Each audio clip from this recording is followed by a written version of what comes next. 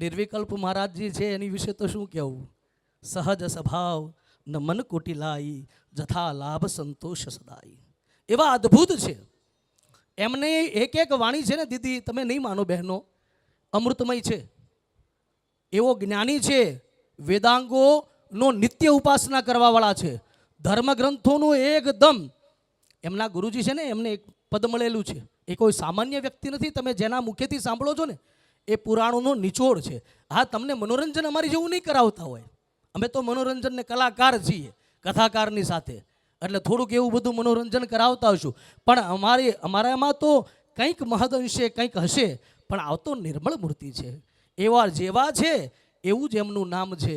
એવા નિર્વિકલ્પ મહારાજ, કોઈ પણ વિકલ્પ વગરની તટસ્થ અને સ્પષ્ટ વાત કરવાવાળા. અમારા છે ને હું વખાણ કરું એવું નહીં બેન, પણ ખરેખર વખાણવા જેવા જ છે એટલે વખાણ કરું છું. એટલે તમે ખૂબ લાભ લેજો. આવો લાભ જીવનની અંદર ફરીવાર તમને નહીં મળે એવું તમે ચોક્કસ સમજજો. આનો બધો જ લાભ તમે બધું જ હરિ સમર્પિત કરજો. ભગવાન બ્રહ્મને સત્ય તરફ જોડાજો.